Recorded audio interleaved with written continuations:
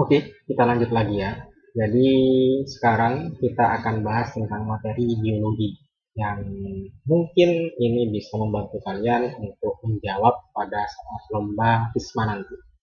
Jadi saya pisah aja karena IPA ini membahas tentang biologi, fisika, dan kimia. Jadi ini materi biologinya yang mungkin mengingat kembali pelajaran-pelajaran kalian yang sudah lalu atau masih SD. Jadi ini mungkin ya bisa digunakan agar kalian paling tidak bisa menjawab pada saat lomba. Mohon maaf sebelumnya, jadi mungkin di dalam sini banyak banyak kekurangan karena dibuatnya dadakan dan seadanya. Jadi ya sudah itu saja. Lanjut ya.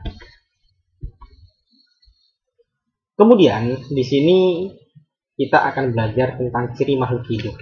Jadi kalau formnya di IPA, di situ itu benda-benda yang terdapat di alam semesta itu dikelompokkan sebagai benda hidup, namanya biotik, dan benda tak hidup atau abiotik.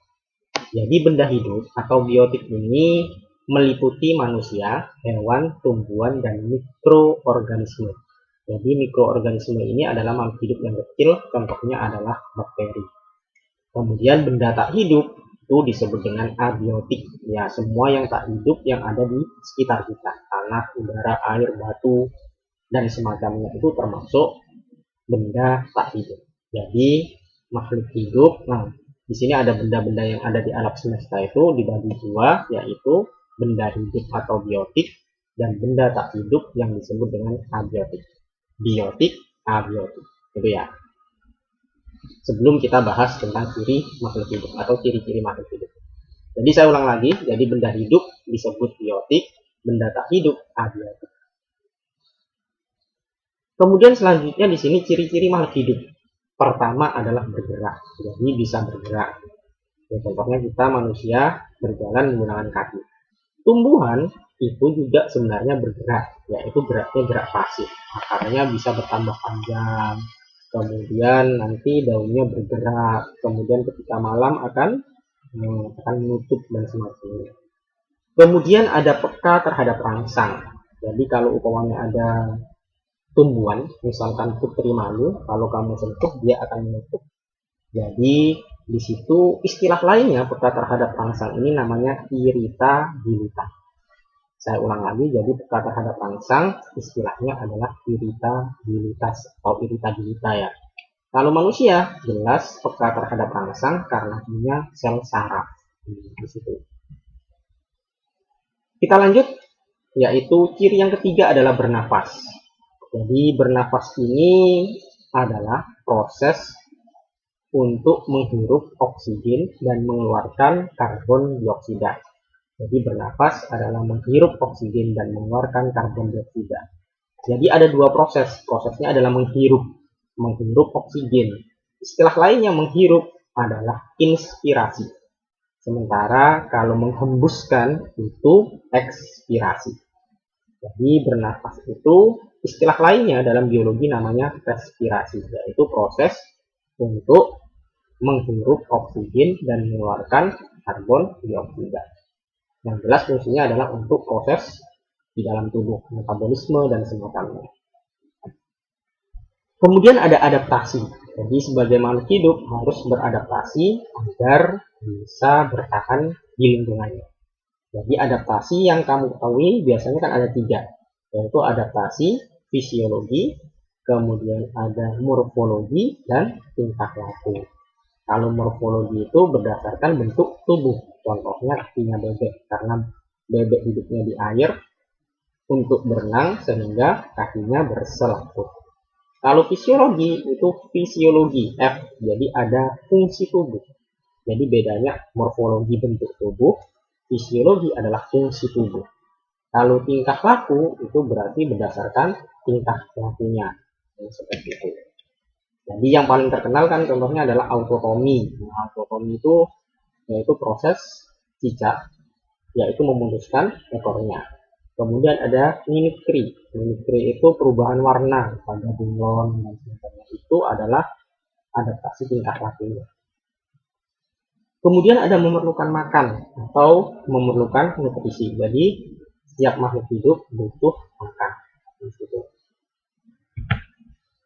Selanjutnya adalah mengeluarkan zat sisa, istilahnya ada ekresi. Di sini kalau pokoknya mengeluarkan zat sisa pencernaan namanya defekasi. Jadi ekresi itu mengeluarkan zat sisa metabolisme, kalau defekasi itu mengeluarkan zat sisa pencernaan. Kemudian berkembang biak, menjadi bereproduksi. Makhluk hidup untuk melestarikan keturunannya, dia itu berkembang biak, punya anak dan semacamnya. Kemudian berkembang biak ini nanti ada generatif dan vegetatif. Generatif itu dengan kawin, jadi seksual. Kalau vegetatif itu tanpa proses perkawinan. Kemudian ada tumbuh dan berkembang. Jadi tumbuh ini adalah bertambahnya biomasa. Jadi bertambah lebar atau bertambah berat, bertambah tinggi yang sifatnya irreversibel. Irreversibel artinya tidak dapat kembali ke awalnya. Jadi kalau umpamanya kamu masih bayi, kemudian tumbuh jadi dewasa, dewasa ingin jadi bayi lagi sudah tidak bisa. Jadi sifatnya sudah tidak bisa berubah atau irreversibel. Itu tumbuh. Jadi tumbuh itu saya ulangi lagi adalah bertambahnya biomasa. Jadi bertambah tinggi, bertambah berat badan dan semacamnya yang sifatnya tidak dapat kembali atau irreversibel. Kalau berkembang itu bertambahnya kedewasaan. Nah, jadi bedanya tumbuh dan berkembang itu seperti itu. Kemudian berbicara dengan pertumbuhan atau perkembangan, jadi pada hewan tertentu itu ada proses yang namanya metamorfosis. Jadi metamorfosis itu adalah proses pertumbuhan melalui fase atau tahap tertentu. Metamorfosis itu kan ada dua ya, jadi metamorfosis sempurna. Jadi perubahannya itu menjadi bentuk yang sudah beda dari awalnya. Contohnya kupu-kupu. Kupu-kupu dari telur, kemudian jadi ulat, kemudian jadi kepompong, kemudian punya sayap. Jadi perubahan bentuknya itu berbeda dari awalnya. Itu namanya metamorfosis sempurna. Contoh lainnya adalah kodok atau katak ya. Nah, di situ metamorfosisnya sempurna.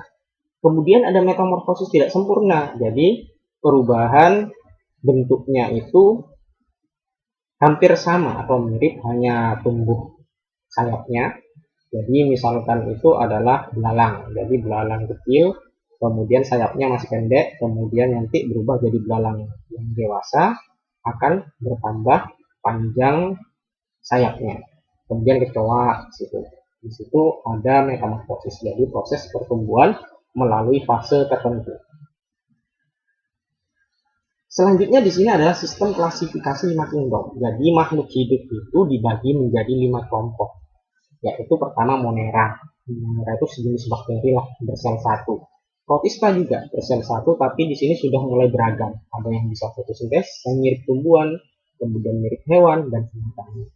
Sementara selanjutnya adalah kelompok fungi. Fungi itu nama lainnya adalah jamur. Kemudian kelompok keempat ini adalah plankton atau tumbuhan. Jadi di sini ciri khasnya adalah bisa melakukan fotosintesis, jadi punya zat hijau daun. Yang kelima adalah kelompok animalia, termasuk kita manusia ini termasuk di sini. Nah, kira-kira gitu. Jadi sistem 5 domain.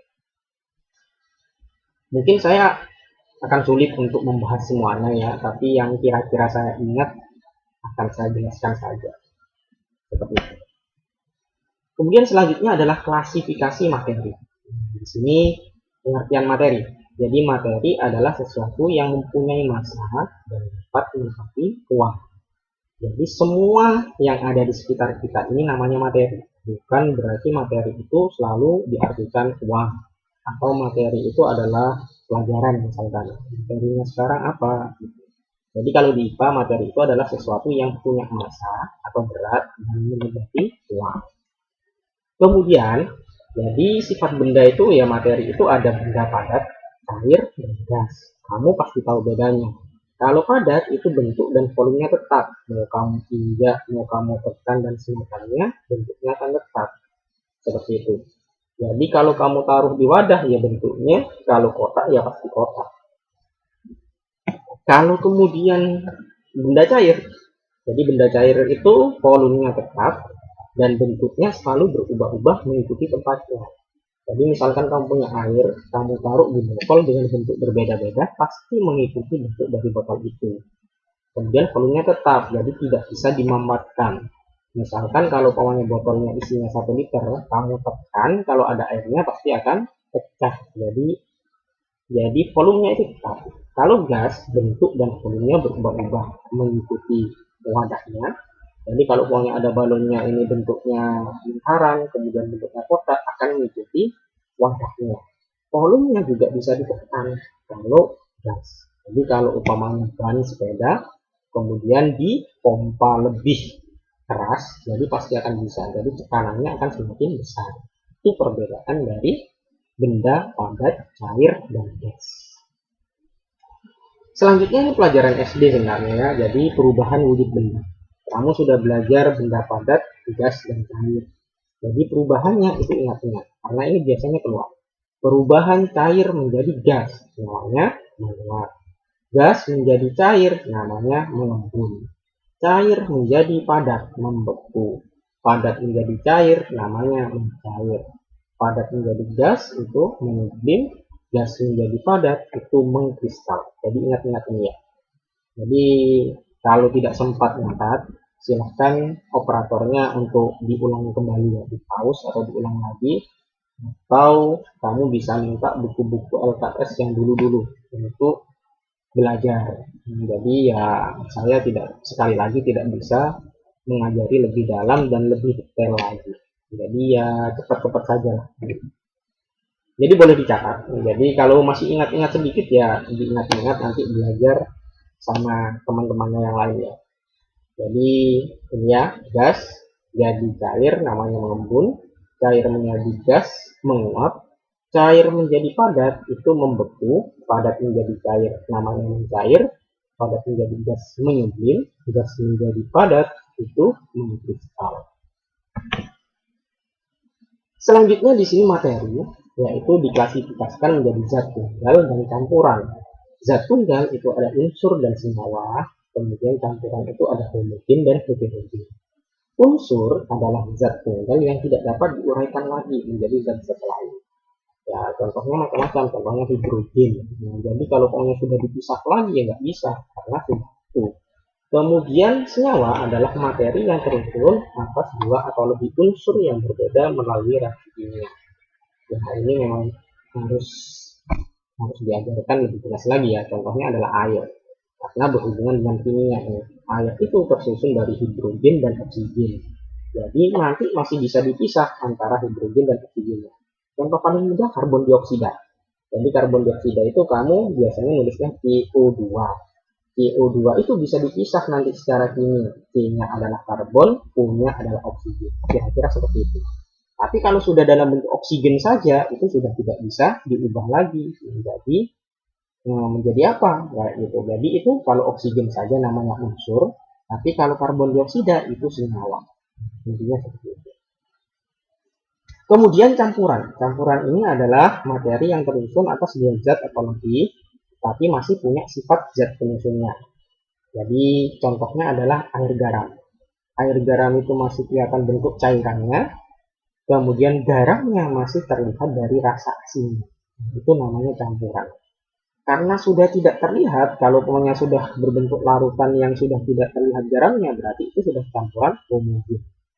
Jadi campuran homogen ini sudah tidak terlihat antara zat penyusunnya, baru terasa setelah kamu cicipin.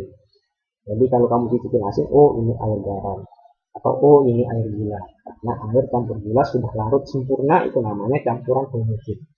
Kalau heterogen ini masih terlihat penyusunnya. Contohnya kalau kamu campurkan air sama pasir, kan tidak bisa tercampur, tidak bisa larut, jadi masih kelihatan antara airnya dan pasirnya. Kira-kira seperti itu. Kemudian yang tadi sudah bicara tentang campuran, kemudian berhubungan dengan larutan, maka di sini dibahas larutan itu punya sifatnya asam, basa, dan garam. Jadi asam itu ya kecut di situ. Tapi kamu tidak boleh untuk zat-zat tertentu mencicipi zat-zat itu untuk mengetahui asam atau basa. Jangan-jangan itu zat yang beracun. Jadi kalau asam itu rasanya asam, sifatnya korosif. Korosif itu karat. Kemudian ini kalau kena kertas lakmus yang kemarin, yang tadi sudah belajar tentang alat-alat lab, di situ dapat memerahkan kertas lakmus biru. Kalau dicelupkan lakmus biru akan berubah jadi merah. Kemudian menghasilkan ion H+. Kemudian pH atau derajat keasamannya itu kurang dari 7. Nah, contohnya ini HCl. Nah, kalau sudah HCl ini yang tadi tergolong senyawa karena ada hidrogen dan klorida. Kalau basa ini rasanya pahit. Kemudian bersifat licin. Ya contohnya sabun itu badan. Membirukan kertas lakmus warna merah gemilang. Menghasilkan ion OH-, pH-nya lebih dari 7. Kemudian contohnya ini, dan garam. Kalau garam itu campuran antara asam dan basa. Jadi biasanya soalnya gini, jika suatu larutan pH-nya itu 3, maka asam, basa, atau garam? Jawabannya adalah asam, karena pH-nya asam itu kurang dari 7. Jadi kalau ada soal larutan pH yang kurang dari 7, berarti 1, 2, 3, 4, 5, 6, itu berarti asam. Kalau basa itu soalnya biasanya kalau umpamanya sebuah larutan pH-nya 8, berarti sifat larutannya adalah, jawabannya adalah basa. Kalau umpamanya 7, berarti jawabannya adalah garam atau larutan yang netral. Garam ini bisa dibilang netral. Jadi pH itu sampai 14, 1 sampai 14, 1 sampai 6 bisa dianggap asam, 7-nya itu garam atau netral, 8 sampai 14 itu dibilang basa atau disebut basa. Seperti itu ya. Jadi pH itu derajatnya 1 sampai 14. 1 sampai 6 asam, kemudian 7 itu garam atau netral, lebih dari 7 berarti 8 sampai 14 itu adalah basa. Ingat-ingat itu. Kemudian di sini proses pemisahan. Jadi yang tadi ada larutan, misalkan larutan ada garam sama air. Gimana cara kamu memisahkan garam dengan airnya itu misalkan? Jadi di sini ada berbagai cara. Pertama adalah filtrasi atau penyaringan. Filtrasi istilahnya adalah penyaringan. Ya, contohnya misalkan ibunya kamu buat santan. Jadi parutan kelapa, kemudian dikasih air, diperes, kemudian biasanya ada saringannya. Nah, itu istilah dalam IPA-nya atau sainsnya itu adalah filtrasi, penyaringan. Jadi kalau umpamanya kita buat santan, itu dengan proses pemisahan filtrasi. Seperti itu ya. Kemudian ada sentrifugasi. Jadi sentrifugasi ini metode pemisahan dengan gaya sentrifugal. Jadi diputar. Di sini ada tabungnya atau wadahnya, dikasih cairan.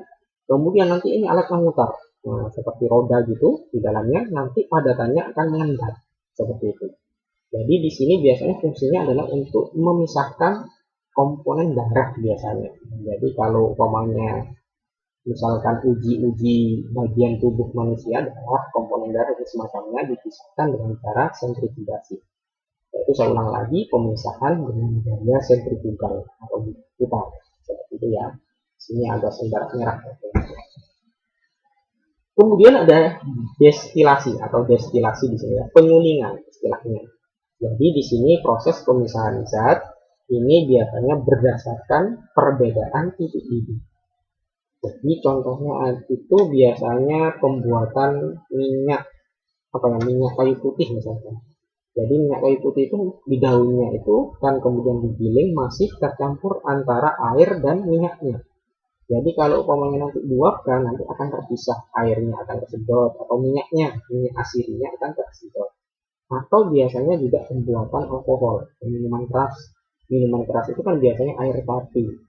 Jadi air beras ketan dan semacamnya itu masih campurannya antara air dan alkohol. Untuk mendapatkan alkohol yang kadar alkoholnya tinggi itu disuling nanti, dipanaskan, alkoholnya menguap nanti masuk ke sini, alkoholnya masuk ke sini, airnya tersisa di sini. Jadi ini adalah pemisahan dengan cara destilasi ya, atau penyulingan. Kemudian ada kromatografi. Jadi kromatografi ini adalah pemisahan berdasarkan kecepatan rambat partikel. Jadi misalkan kamu punya spidol. Spidolnya kamu taruh di kertas, kemudian kertasnya itu direndam di air. Maka spidol yang hitam biasanya itu akan apa ya? Akan menjadi warna-warna yang berbeda-beda. Tuh. Jadi ada komponen tertentu yang pemisahannya bisa dengan cara seperti ini. Itu namanya kromatografi. Kemudian ada sublimasi. Yang tadi sudah tahu ya, sublimasi itu perubahan padat menjadi gas. Jadi di sini adalah misalkan kamu punya kapur barus. Kapur barusnya tercampur dengan pasir. Misalkan ya sudah tercampur gitu ya. Jadi tidak bisa dipilih lagi. Jadi proses pemisahannya bisa dengan cara dipanaskan sehingga kapur barusnya itu menyublim menjadi gas. Kemudian nanti ini ada esnya itu untuk memadatkan lagi kapur barusnya seperti itu. Kemudian ada evaporasi, yaitu pemisahan dengan cara menguapkan pelarutnya. Jadi namanya evaporasi.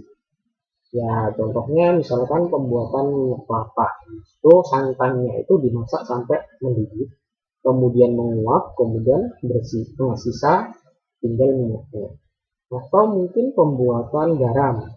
Pembuatan garam bisa menggunakan evaporasi atau istilah lainnya kristalisasi.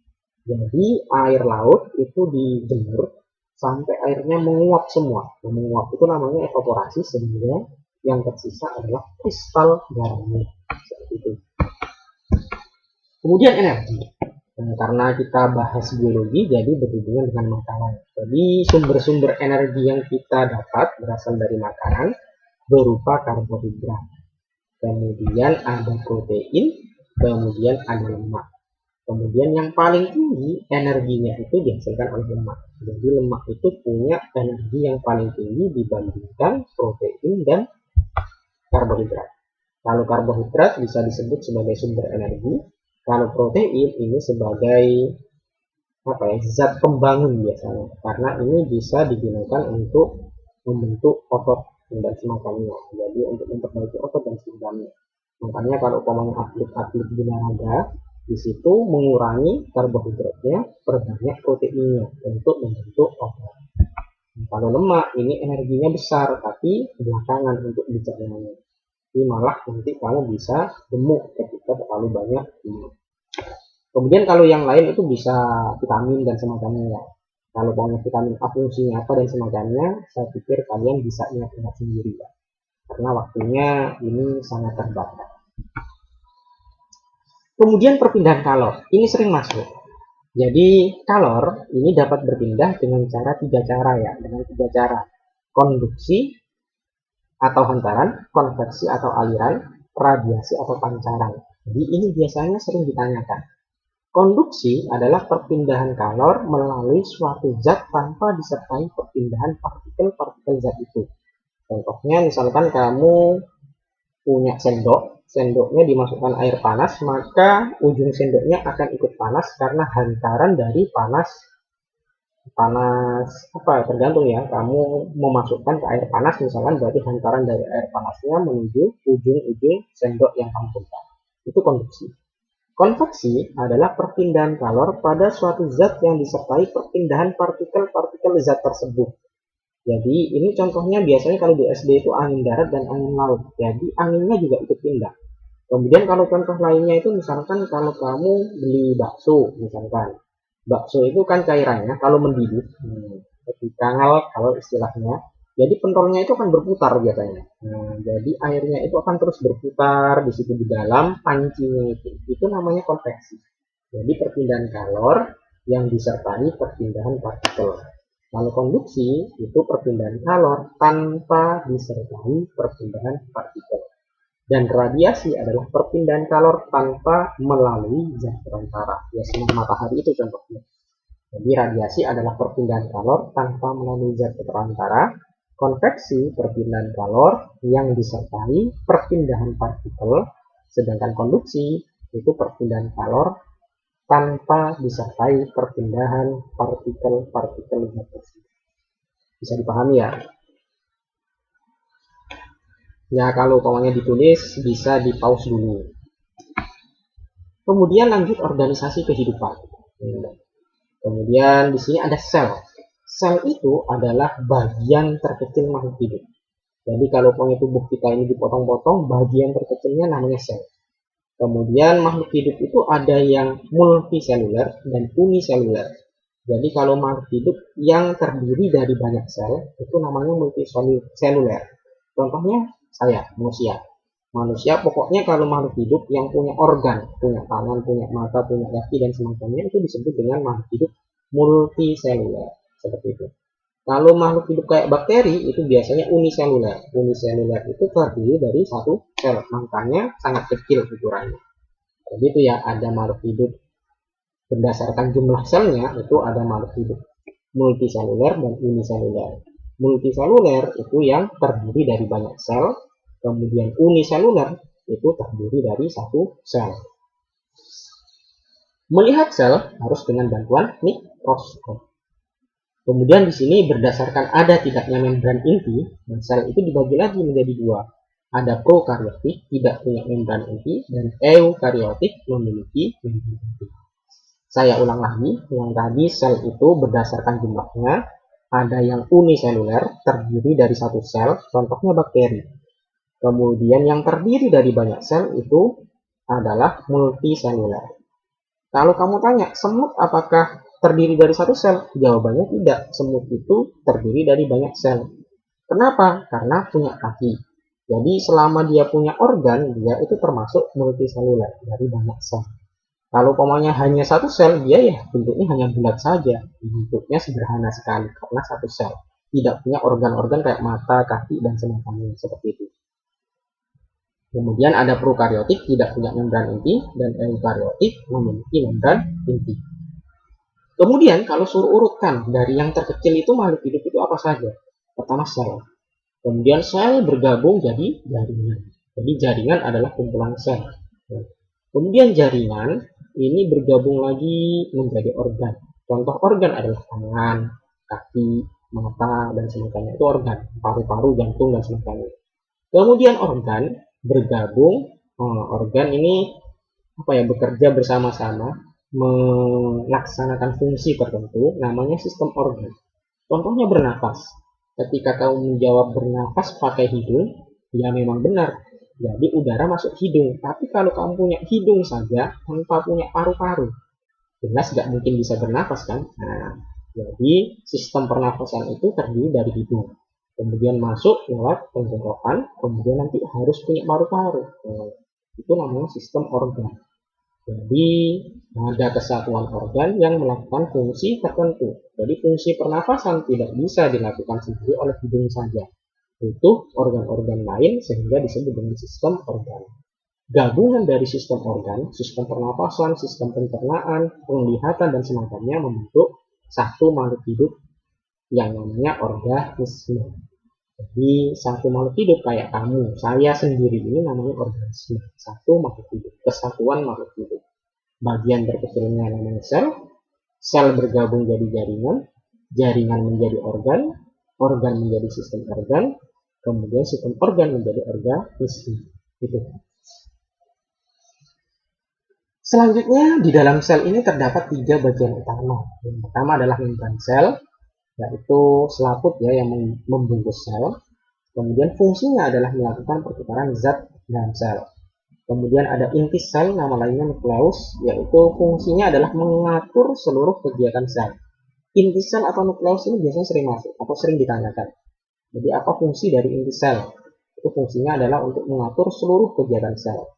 Kemudian sitoplasma ini adalah cairan yang mengisi seluruh bagian sel di dalam tubuh. Jadi bentuknya sel itu kalau kamu bayangkan seperti telur. Nah, telur itu kuningnya itu bisa kamu sebut sebagai intinya, nukleusnya. Kemudian putihnya atau bagian pinggirnya itu cairannya, namanya sitoplasma. Kemudian membran sel itu yang menyelimuti mereka itu. Seperti itu ya. Jadi bagian sel itu ada 3, membran sel, inti sel, dan sitoplasma.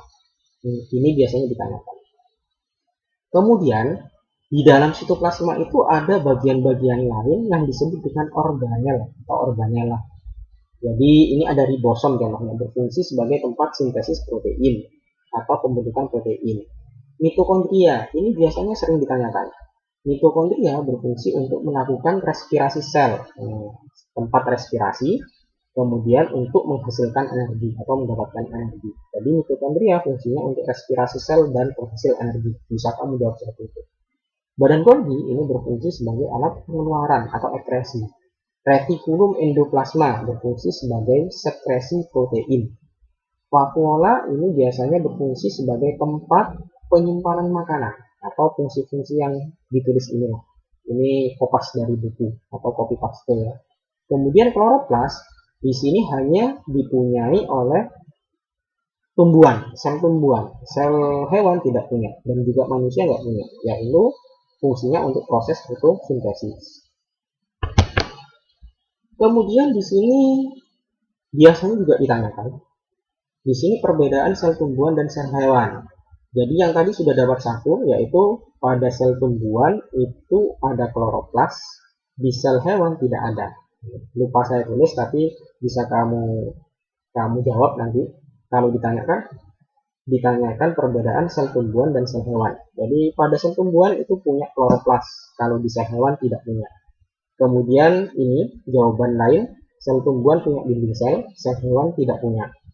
Kemudian sel tumbuhan punya vakuola dengan ukuran besar, sel hewan itu tidak punya. Jadi beberapa sumber itu menulis ada yang bilang tidak punya, ada yang bilang punya tapi ukurannya kecil. Terserah kamu jawab gimana nanti. Pokoknya sel tumbuhan itu punya vakuola dengan ukuran besar, sel hewan ada yang punya tapi ukurannya kecil, bahkan ada yang tidak punya, bisa dibilang seperti itu ya. Kemudian sel tumbuhan tidak memiliki sentriol, sel hewan memiliki sentriol. Untuk fungsi-fungsinya jelas saya tidak bisa menjelaskan secara rinci, karena ini butuh 1 semester untuk menjelaskan ini. Begitu ya, intinya ini saja. Kalau mau ditulis silahkan dulu. Selanjutnya, kemudian kita akan membahas tentang lingkungan dan interaksi makhluk hidup. Nah, ini biasanya yang sudah umum ditanyakan. Biasanya juga di SD sudah ada habitat. Habitat itu tempat makhluk hidup tinggal, namanya habitat. Ekosistem itu hubungan timbal balik makhluk hidup dengan lingkungannya. Kemudian ada komponen ekosistem. Jadi kalau kamu belajar rantai makanan, di sini ada produsen. Produsen itu adalah kelompok organisme atau makhluk hidup yang dapat membuat makanan sendiri. Istilahnya di dalam IPA itu namanya autotrof. Jadi autotrof adalah makhluk hidup yang bisa membuat makanan sendiri. Melalui proses apa? Namanya fotosintesis. Jadi tumbuhan itu bisa membuat makanan sendiri dengan menghirup karbon dioksida ditambah air, kemudian proses yang membutuhkan matahari dan klorofil yang menghasilkan kloroplas yang tadi menghasilkan gula atau karbohidrat dengan oksigen seperti itu. Jadi produsen ini pasti ditempati oleh tumbuhan hijau. Kemudian ini konsumen. Jadi konsumen itu adalah makhluk hidup yang tidak dapat membuat makanan sendiri. Jadi memperoleh makanannya dari produsen atau bisa memakan yang lain istilahnya. Jadi di sini disebut dengan heterotrof. Jadi makhluk hidup yang tidak bisa membuat makanan sendiri namanya heterotrof. Kemudian di sini pengurai atau dekomposer. Dekomposer di sini merupakan mikroorganisme yang menguraikan. Jadi kalau umpamanya ada tumbuhan atau hewan yang mati, ini yang menguraikan adalah ini dalam bentuk bakteri, cacing tanah dan semacamnya. Namanya dekomposer atau pengurai. Yang tadi berhubungan dengan makanan, saya ingat biasanya yang ditanyakan itu berdasarkan jenis makanannya. Jadi makhluk hidup itu dibagi menjadi jelas kamu apal ya. Yang makan tumbuhan namanya herbivora, ya sapi dan semacamnya dia. Yang makan daging atau mangsa daging, dia itu disebut karnivora. Kemudian yang memakan segalanya namanya omnivora. Manusia termasuk omnivora karena memakan tumbuhan dan daging atau hewan. Jadi itu ingat-ingat. Jadi pelajaran SD yang harus kamu ingat-ingat. Kalau pemangnya berdasarkan jenis makanannya, makhluk hidup yang makan tumbuhan herbivora, ya contohnya sapi, kambing dan semacamnya. Yang pemakan daging istilahnya karnivora, dan pemakan segalanya istilahnya omnivora. Itu ingat-ingat. Kemudian berbicara tentang ekosistem, pasti kamu sudah jelas atau sudah dijelaskan tentang rantai makanan. Jadi rantai makanan ini pengertiannya adalah peristiwa makan dan dimakan dalam suatu ekosistem dengan urutan tertentu. Jadi biasanya urutannya kan produsen, kemudian konsumen, sampai konsumen puncak. Kemudian nanti konsumen puncaknya mati, ada dekomposer. Ya contohnya padi dimakan belalang, belalang dimakan burung misalkan, burung dimakan ular, ular dimakan musang misalkan. Kemudian musang mati, kemudian nanti diuraikan oleh bakteri seperti itu. Kalau jaring-jaring makanan ini kumpulan dari rantai makanan. Kemudian piramida makanan ini gambaran perbandingan antara produsen dan konsumen. Kemudian bicara di ekosistem ini ada istilah individu. Nah, satu makhluk hidup itu namanya individu. Kemudian kumpulan makhluk hidup sejenis namanya populasi, dan kumpulan makhluk hidup berbeda jenis namanya komunitas. Jadi kalau kamu pokoknya di suatu hutan, di situ ada misalkan kijang semua, rusa semua, itu namanya populasi rusa. Tapi kalau kamu lihat di hutan itu ada rusa, kemudian ada banyak burung, ada banyak gajah misalkan dan semacamnya, itu namanya komunitas seperti itu. Kemudian berbicara tentang hubungan dengan makhluk hidup, antar makhluk hidup, kamu sudah jelas bahwa ada simbiosis. Jadi simbiosis itu adalah hubungan timbal balik antara makhluk hidup. Saya ulang lagi, simbiosis itu adalah hubungan timbal balik antara makhluk hidup, antara dua makhluk hidup. Jadi simbiosis itu dibagi menjadi tiga ya. Ada simbiosis mutualisme, saling menguntungkan. Ya contohnya adalah lebah dan bunga. Lebahnya dapat madu, bunganya dibantu penyerbukan. Itu simbiosis mutualisme. Kemudian simbiosis komensalisme. Jadi komensalisme ini satu untung, satu tidak dirugikan. Contohnya adalah bunga anggrek menempel ke pohon. Jadi bunga anggreknya itu dapat tempat hidup. Kemudian pohonnya tidak masalah karena tidak dirugikan di situ. Kemudian ada parasitisme. Parasitisme ini satu rugi satu untung.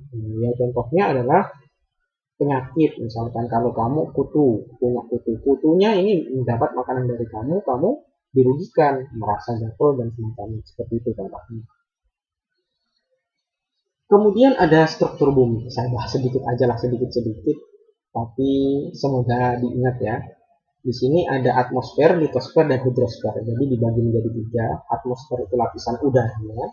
Litosfer ini lapisan kulit bumi yang terdiri batuan dan mineral. Hidrosfer ini lapisan air. Yang kelas 2 ini sudah saya ajarkan, ini kelas 1 ya. Kelas 1 ini semester 2. Jadi pasti lupa. Jadi ya semoga ingat lah, tidak lupa.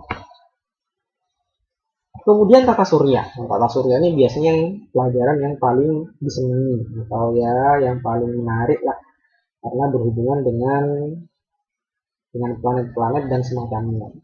Ya kamu ingat-ingatlah apa pengertian komet, apa pengertian planet, atau pengertian asteroid pakai D, kemudian meteorit dan semacamnya itu. Jadi ya saya hanya nulis ini, jadi ya nggak apa-apa lah. Jadi pusat tata surya adalah matahari. Kemudian planet itu adalah benda langit yang mengelilingi matahari. Nah biasanya yang masuk ini rotasi dan revolusi. Rotasi ini adalah waktu yang dibutuhkan planet berputar pada porosnya. Jadi kemudian di sini biasanya apa efek dari rotasi? Pengaruh dari rotasi ini apa? Biasanya jawabannya adalah bergantinya siang dan malam rotasi. Kemudian revolusi adalah waktu yang dibutuhkan planet mengelilingi matahari. Jadi bergantinya tahun itu diakibatkan revolusi bumi. Ya kalau bumi berarti bumi mengelilingi matahari. Apa di sini akibatnya? Yaitu pergantian tahun, pergantian musim. Di situ jawabannya seperti itu. Jadi kalau rotasi yang tadi itu berputar pada porosnya menyebabkan pergantian siang dan malam. Kemudian urutan planet, jelas kamu sudah tahu, Merkurius, Venus, Bumi, Mars, Jupiter, Saturnus, Uranus, Neptunus. Neptunus ini ya. Jadi biasanya planet yang terbesar, Jupiter. Kemudian planet yang ada cincinnya, Saturnus. Planet yang ada penghuninya, ya Bumi. Tuh, seperti itu. Kemudian selanjutnya gerak makhluk hidup. Ini kita bahas pada manusia saja ya. Jadi sistem gerak pada manusia yang pertama itu adalah tulang rangka atau tulang. gabungan antara tulang itu namanya rangka. Jadi itu sebagai alat gerak pasif. Misalkan ada soal alat gerak pasif pada manusia atau pada makhluk hidup, pada hewan sama manusia, itu kamu bisa jawab tulang atau rangka. Kemudian alat gerak aktifnya itu otot. Jadi otot itu bisa dianggap sebagai penariknya rangka sehingga bisa bergerak. Nah, jadi kalau kamu lihat boneka yang ada talinya, otot itu adalah talinya sehingga boneka-boneka yang dari kayu itu atau dari apa itu bisa bergerak. Jadi otot itu alat gerak aktifnya justru. Kalau tulang itu sebagai alat gerak pasif. Tanpa otot dia tidak akan bergerak seperti itu. Kemudian persendian. Persendian ini adalah hubungan antar tulang. Jadi kalau umpamanya kamu tidak ada sendi-sendinya ini yang jelas tidak bisa bergerak, tidak akan luas. Jadi kalau umpamanya kayak gini ya tidak akan luas ya. Jadi kalau umpamanya di sini tidak ada sendi hubungan antara tulang, ya pasti akan gini terus, tidak akan bisa bengkok-bengkok seperti ini. Nah, kemudian tulang rangka di sini macam-macam ya. Saya tidak mungkin menjelaskan satu-satu. Tapi biasanya yang masuk itu ini. Jadi tulang rusuk. Nah, tulang rusuk itu ada berapa pasang? Nah, jawabannya adalah 12 pasang. 7 rusuk sejati. Kemudian ada 3 tulang rusuk palsu ya, melayang ya. 3 tulang rusuk palsu. Kemudian rusuk melayang, kemudian ada 2 tulang rusuk palsu. 7 tambah 3 10 12. Saya ulang lagi. Jadi tulang rusuk di situ ada 7 rusuk sejati, 3 rusuk melayang dan 2 rusuk palsu. Itu jawabannya ya.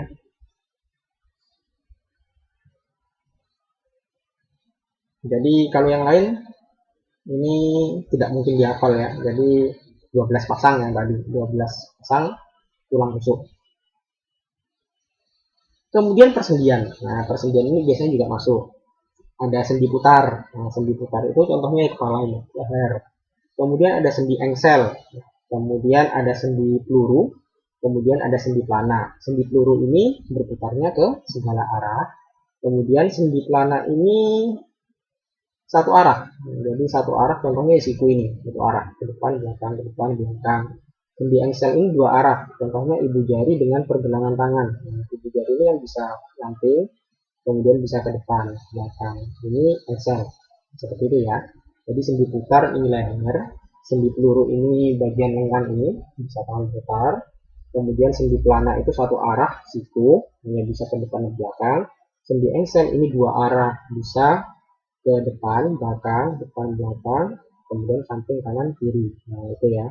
Jadi jempol saya ini bisa ke depan, bisa ke belakang, ke samping, ke kiri. Ini bagian jempol dengan pergelangan atau ya, ini tulang pergelangan tangan lah di situ.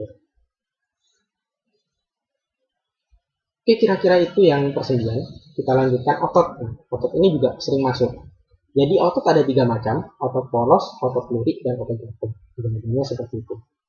Kemudian kalau pokoknya perbedaannya ini, waduh, kayaknya akan sulit kamu hafal. Jadi pokoknya otot itu ada 3 macam, otot polos, otot lurik, dan otot jantung. Saya ulang lagi, otot ada 3 jenis, otot polos, otot lurik, otot jantung. Otot jantung yang jelas ada di jantung. Kemudian otot lurik ini biasanya di mana nih? Otot lurik di sini bekerja secara sesuai kehendak sini. Otot lurik itu ya otot-otot anggota gerak, misalkan tangan di sini. Kemudian otot polos ini bekerjanya itu tidak di luar kehendak. Contohnya adalah di bagian-bagian organ dalam, usus, kemudian lambung. Jadi kita tidak akan sadar kalau umpamanya usus kita itu bergerak misalkan di situ. Kalau otot-otot ini tangan dan semacamnya itu otot lurik, jadi sadar kita untuk menggerakkannya. Jadi paham ya, otot dibagi 3, otot polos, otot lurik, dan otot jantung. Selanjutnya, sistem gerak pada tumbuhan. Di sini ada gerak otonom atau gerak endonom, yaitu gerak melingkar aliran sitoplasma. Jadi ini di dalam sel. Jadi gerak yang ada di dalam sel. Kemudian esionom ini gerak ujung akar menuju tempat berair. Kemudian ada higroscopus ini akibat air. Jadi ya Kayaknya sulit karena ini banyak. Jadi nanti ada foto, nasti dan semacamnya. Yang saya masukkan ini cuma ini. Ya mungkin nanti kalau ada waktu bisa saya tambah lebih lengkap seperti itu. Yang jelas tumbuhan bisa bergerak kayak gitu. Jadi kalau mau rangsang cahaya namanya foto nasti, fototropisme dan semacamnya. Kalau yang kelas 2 mungkin nanti bisa pinjam LKS yang berhubungan dengan gerak tumbuhan ini, yaitu yang semester 2 ya. Jadi cari LKS yang semester 2, bisa tanya temannya atau tanya wali kelas ya nanti, atau tanya Ustadz Maman. Jadi nanti bisa dipinjam LKS-nya untuk belajar, atau ya sudahlah gimana caranya, karena saya nggak mungkin menjelaskan semuanya. Kemudian struktur tumbuhan. Jadi kamu biasanya ditanya nanti organ pada tumbuhan itu apa saja, sebutkan fungsinya. Pertama kamu bisa jawab akar. Jadi organ pada tumbuhan akar, fungsinya adalah untuk menopang tumbuhan gitu ya. Di situ untuk menyerap air, bisa kamu jawab sebagai tempat cadangan makanan dan semacamnya. Kemudian jenis akar ada akar tunggang sama akar tunggang sama akar serabut, itu bisa kamu jawab itu. Jadi akar organ pertama. Kedua batang. Jadi tumbuhan punya batang. Organ batang punya tempat menempelnya daun, misalkan mengalirkan makanan dan air. Nah, berhubung dengan batang ini biasanya soal yang sering keluar itu adalah silem dan floem.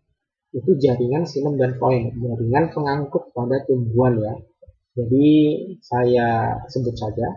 Jadi silem ini fungsinya adalah untuk mengangkut air dari akar menuju ke daun. Silem. Ilem tulisannya ya. Silem itu fungsinya adalah untuk mengangkut air dari akar menuju atau dari tanah menuju ke daun. Kalau floem F ya, ingat F floem itu fungsinya adalah untuk mengangkut hasil fotosintesis. Jadi floem fotosintesis, jadi sama-sama F. Jadi ingat, jadi jaringan floem itu fungsinya adalah untuk mengangkut hasil fotosintesis ke seluruh bagian tumbuhan.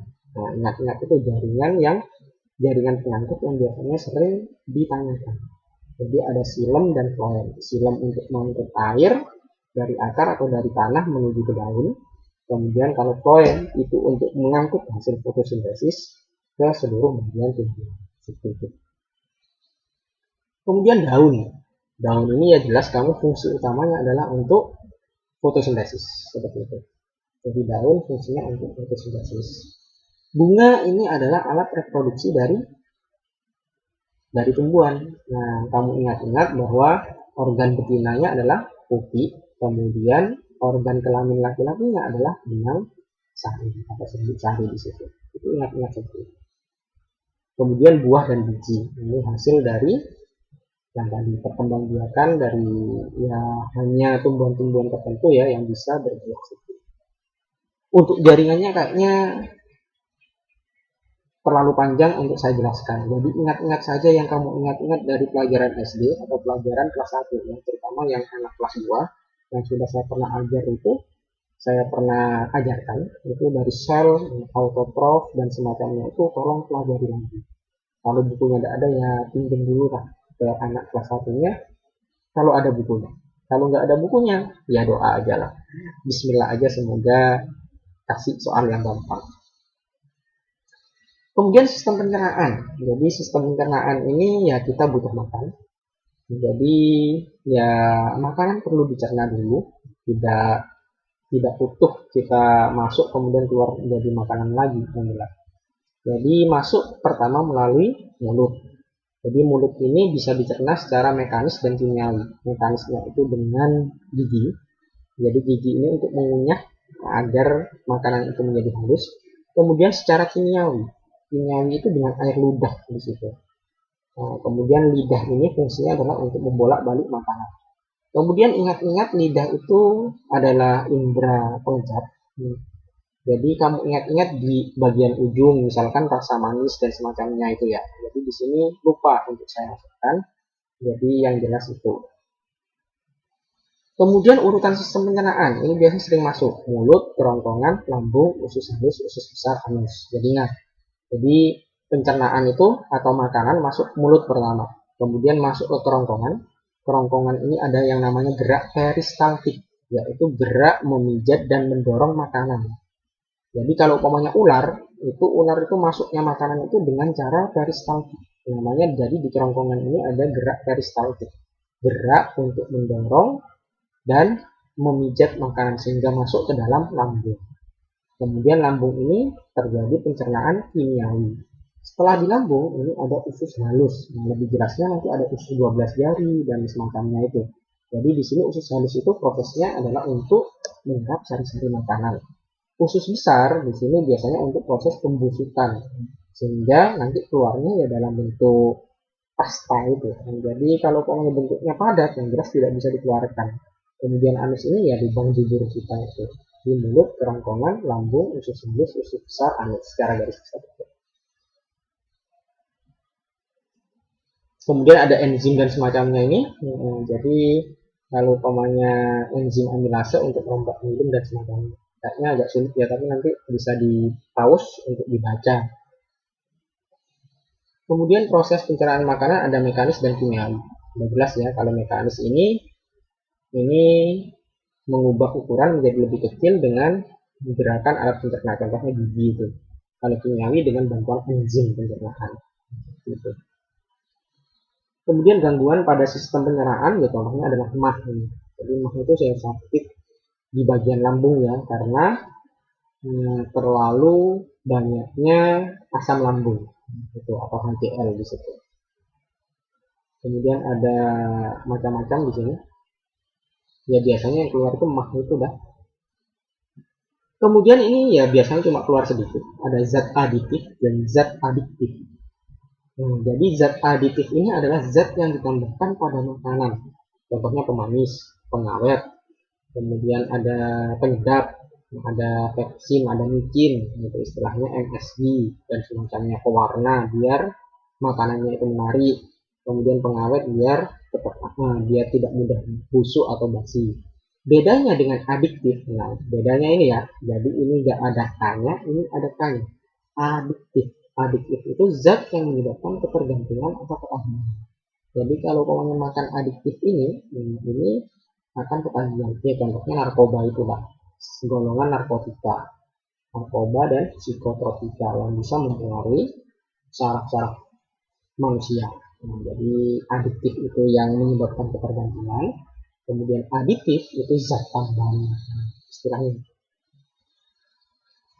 Kemudian peredaran darah, jadi komponen-komponen penyusun sistem peredaran darah itu dari darah. Darah itu terdiri dari sel darah merah. Sel darah merah ini fungsinya adalah untuk mengangkut oksigen. Kemudian sel darah putih ini fungsinya untuk melawan penyakit biasanya, untuk melawan kuman-kuman penyakit yang ada di bagian tubuh di dalam tubuh. Keping darah ini fungsinya untuk menutup luka. Kemudian ada satu lagi di sini kurang, yaitu plasma darah. Plasma darah fungsinya adalah untuk mengangkut sari-sari makanan atau mengangkut makanan. Kemudian jantung, jelas ya jantung, kemudian pembuluh darah. Kemudian berhubung atau kita bicara darah itu punya 4 golongan. Golongan darah A, golongan darah O, golongan darah B, kemudian golongan darah AB. A, B, O, AB.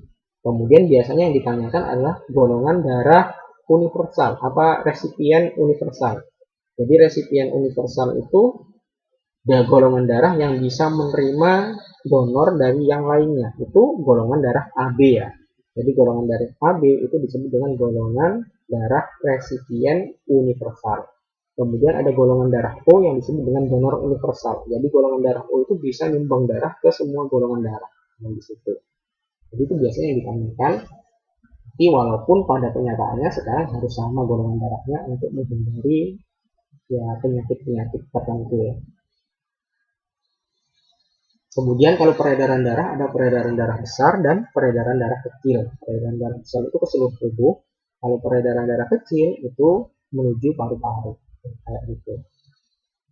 Kemudian sistem pernapasan itu alat pernapasan manusia itu paru-paru.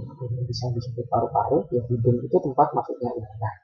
Kemudian urutannya ada hidung, faring, laring, trakea, bronkus, bronkiolus, alveolus. Kemudian yang sering ditanyakan adalah alveolus ini berfungsi tempat pertukaran oksigen atau O2 dengan karbon dioksida. Kemudian pernapasan dibagi menjadi dua, yaitu pernapasan perut digerakkan oleh diafragma atau otot diafragma bagian tengah perut sini.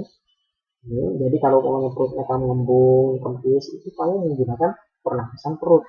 Kalau pernapasan dada ini di sini bagian dadanya yang bergerak, jadi digerakkan oleh otot-otot tulang rusuk. Jadi ingat, pernapasan ada dua, yaitu pernapasan perut dan pernapasan dada. Pernapasan perut digerakkan otot diafragma, pernapasan dada digerakkan oleh otot-otot tulang rusuk. Itu sering keluar. Kita lanjut, jadi sedikit-sedikit aja. Sistem ekresi, jadi ekresi itu adalah pengeluaran zat sisa metabolisme. Nah, bukan berarti buang kotoran ya, buang air besar. Buang air besar itu istilahnya bukan ekresi, tapi defekasi, yaitu pengeluaran zat sisa pencernaan. Namanya defekasi, pakai defekasi. Kalau ekresi ini pengeluaran zat sisa metabolisme. Nah, organ ekresi ini kamu apalagi? Ada 4. Hati, paru-paru, kulit, dan ginjal. Hati ini mengeluarkan cairan empedu, paru-paru mengeluarkan karbon dioksida dan uap air, kulit mengeluarkan keringat, dan ginjal mengeluarkan urin atau pipis. Kemudian proses terbentuknya urin ini biasanya ditanyakan ada 3 tahap, yaitu filtrasi, itu terjadinya di glomerulus. Kemudian ada reabsorpsi, ini tulisannya terjadinya di tubulus contortus proximal. Di sini augmentasi ya, yang tertutup sama muka saya di sini augmentasi pakai ini augmentasi itu terjadi di tubulus contortus distal. Jadi ini organ-organ ekresi itu kamu hafalkan ada 4, hati, paru-paru, ginjal, kulit, seperti itu. Kemudian bunyi, nah, bunyi ini biasanya yang masuk ini berdasarkan frekuensinya ada 3 macam, yaitu ultrasonik. Ultrasonik itu yang tinggi frekuensinya di atas 20.000 Hz. Kemudian ada infrasonik, yaitu yang rendah di bawah 20 Hz. Kemudian audiosonik, ini yang kita dengar. Seperti itu. Kemudian biasanya ini juga muncul atau ditanyakan gema adalah bunyi. Ini bunyi ya, bunyi pantul yang terdengar jelas. Lalu gaung bunyi pantul yang terdengar tidak jelas. Selanjutnya ada optik. Itu biasanya hubungannya dengan mata. Tapi nanti juga kita bahas di fisikanya. Jadi bagian mata itu kornea, itu fungsinya memfokuskan bayangan pada retina. Pupil ini jalan masuknya cahaya ke dalam mata. Iris ini mengatur jumlah cahaya yang masuk dalam mata. Lensa mata ini untuk memfokuskan cahaya sehingga jatuh tepat di retina. Kemudian retina ini sel yang berfungsi menerima cahaya. Kemudian gangguan mata yang sering biasanya ditanyakan miopi, rabun jauh. Rabun jauh ini bayangan benda jatuh di depan retina dan bisa dibantu lensa cekung atau lensa negatif biar penglihatannya normal kembali. Jadi harus pakai kacamata, lensa kacamatanya adalah lensa cekung atau lensa min negatif.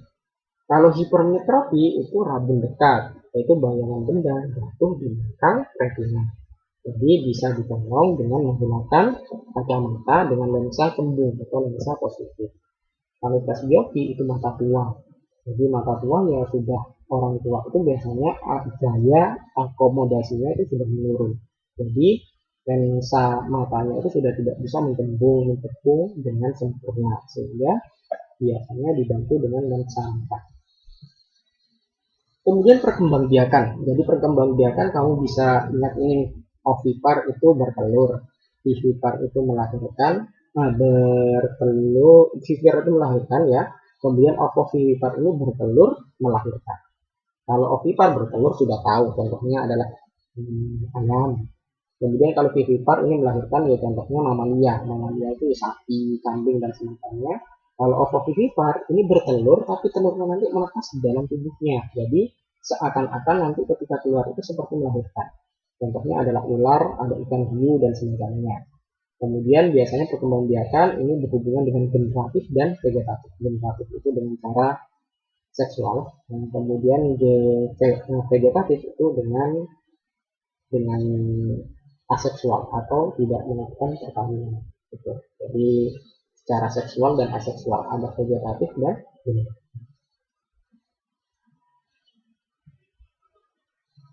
Selanjutnya ya mungkin cukup sekian untuk biologinya. Untuk yang lain mungkin bisa ditanyakan atau mungkin nanti ketika ada waktu bisa saya tambah ya. Jadi itu mungkin yang bisa saya sampaikan. Apabila ada salah karena ini mendadak buatnya, jadi mohon maaf. Atau mungkin jika kamu yang pelajari dalam sini ini tidak tidak dinyatakan tidak benar sama juri, ya sudahlah, diam saja ya. Kau terima saja karena juri itu apa ya, punya hak segalanya. Jadi ya mohon maaf jika di dalam presentasi ini atau di dalam yang saya ajarkan ini ada kesalahan. Karena waktunya yang mendesak sehingga ya hanya copy paste saja. Ya udah saya cukupkan. Terima kasih. Assalamualaikum warahmatullahi wabarakatuh.